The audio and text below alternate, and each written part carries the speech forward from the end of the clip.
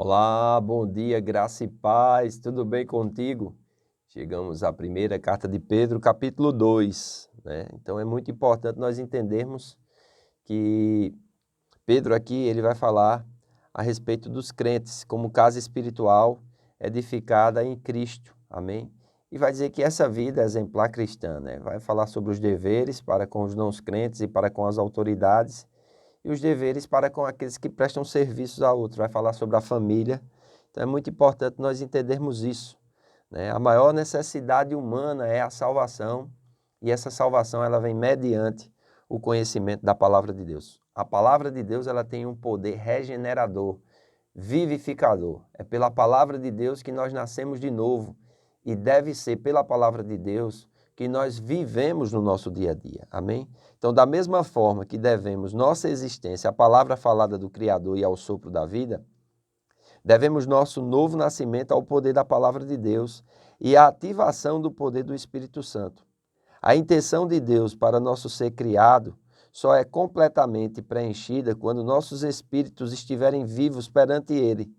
Como o pecado produziu a morte espiritual das pessoas, a salvação em Jesus Cristo forneceu a vida espiritual.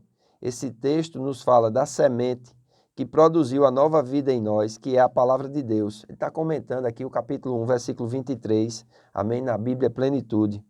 E ele diz assim: e nos tornou membros da nova criação de Deus. O poder da palavra de Deus, as Escrituras Sagradas, de alguma forma está mais manifesto do que nisso. Seu poder de trazer a vida espiritual a todos que se abrem à sua verdade, elabora o fato de que a palavra da verdade de Deus é a forma através da qual ele nos trouxe vida nova, enfatizando que ele o fez como direção de sua própria vontade. Ou seja, a vontade de Deus de nos salvar foi efetivamente expressa em sua palavra que realiza aquela obra. Então, é muito importante nós darmos o devido valor à palavra de Deus. Amém? E aqui no capítulo 2, os versos 1, ele vai falar exatamente que nós precisamos desejar, amém, a palavra de Deus, mas não desejar de qualquer forma. Olha o que é que ele vai dizer aqui. Ele diz assim, olha: despojando-vos, portanto, de toda maldade e dolo, de hipocrisias e inveja, de toda sorte de maledicências, desejai ardentemente, como crianças recém-nascidas, o genuíno leite espiritual, para que por eles vos seja dado crescimento para a salvação, se é que já tendes a experiência de que o Senhor é bondoso. Amém? Então ele vai falar que nós precisamos desejar o puro leite espiritual. Esse leite espiritual são as doutrinas elementares, né? O escritor aos Hebreus vai falar sobre isso, né? Lá em Hebreus capítulo 6, as doutrinas elementares de Cristo. Mie Parluma aqui ele diz assim, um desenvolvimento espiritual. Como a criança recém-nascida instintivamente deseja alimentar-se de leite, assim os regenerados devem ter desejo ardente pelo ensino não adulterado da palavra de Deus, a doçura da qual já experimentaram no novo nascimento. Então, se faz necessário esse desejo espiritual. É uma pena, irmãos, que nós vemos muitas pessoas tendo um encontro com Jesus, nascem de novo, mas porque não se alimentam da palavra e do Espírito, muitas vezes elas vivem uma vida seca ou são eternas crianças em Cristo Jesus. Amém? Então é muito importante nós atentarmos para isso, mas não somente desejar a palavra de Deus. O versículo 4 diz, chegando-vos para ele, a pedra que vive, rejeitada assim pelos homens, mas para com Deus eleita e preciosa. Perdão, irmãos. Eleita e preciosa.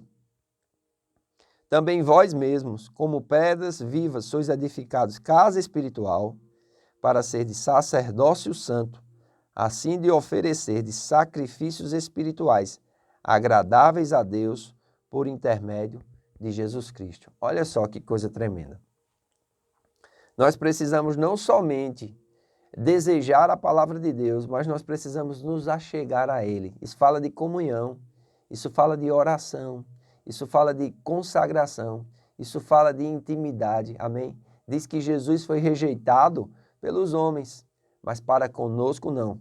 Ele é uma pedra viva, amém? É a partir dele que nós vamos seguir a nova vida, que nós vamos tomar as decisões e precisamos entender isso, porque ele mesmo nos alertou, né, em João 16, que no mundo nós teríamos aflições, mas que nós tivéssemos ânimo, porque ele venceu o mundo e através da vitória dele nós somos chamados de mais que vencedores. Amém? Então nós somos convidados a nos aproximarmos de Cristo, que é a pedra fundamental, que é a pedra viva. Amém? Ao aproximar-se de Cristo, a pedra fundamental do grande templo espiritual, do qual sois pedras vivas, ele vai falar aqui do versículo 3 até o 10, os crentes no seu conjunto formam um grande templo.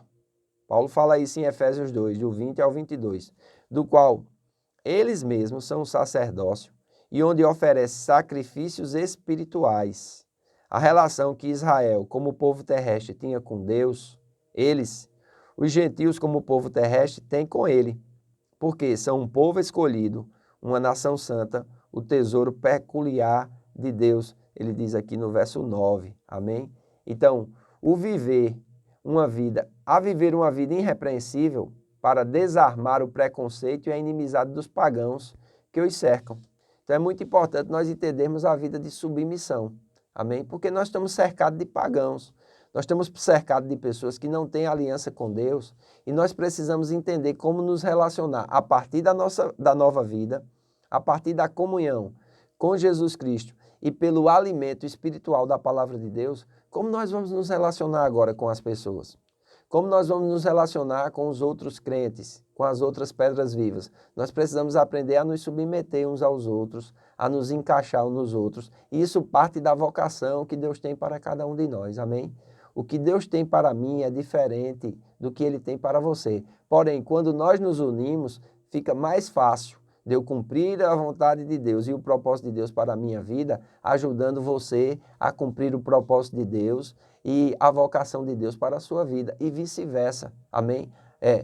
Paulo, escrevendo aos Gálatas, ele diz assim, levai as cargas uns dos outros e assim cumprireis a lei de Cristo. Então, a submissão de todos os cristãos ao governo, dos versículos 13 ao 17, era uma lição tão necessária para os cristãos desse tempo, que Pedro a ensinou tão energicamente quanto o próprio Paulo. Era necessário mais do que nunca, numa época em que revoluções perigosas se concentravam na Judéia, e quando o coração dos judeus no mundo inteiro ardia em forte chama de ódio contra as abominações da idolatria tirânica, quando os cristãos foram acusados de revolucionar o mundo, quando qualquer pobre escravo cristão submetido ao martírio ou tortura facilmente podia aliviar a tensão da sua alma, fazendo denúncias apocalípticas de condenação repentina contra os crimes da mística Babilônia, quando os pagãos, em seu desprezo impactante, arbitrariamente, podiam interpretar uma profecia da conflagração final como se fosse uma ameaça revolucionária e incendiária, e quando em Roma os cristãos já estavam sofrendo por esta razão as agonias da perseguição de Nero. Submissão dos servos aos seus senhores, os versículos 18 ao 25. Os servos devem ser obedientes até a seus senhores injustos e duros. Depois de terem sofrido em silêncio a injustiça, estarão glorificando a Deus e são verdadeiros seguidores do Cristo, que não se defendeu, mas entregou a sua causa a Deus como justo juiz. Você tem entregue as suas demandas, as suas causas? Você tem entregue as injustiças que são feitas contra você a Deus? Ou você rapidamente corre em sua defesa?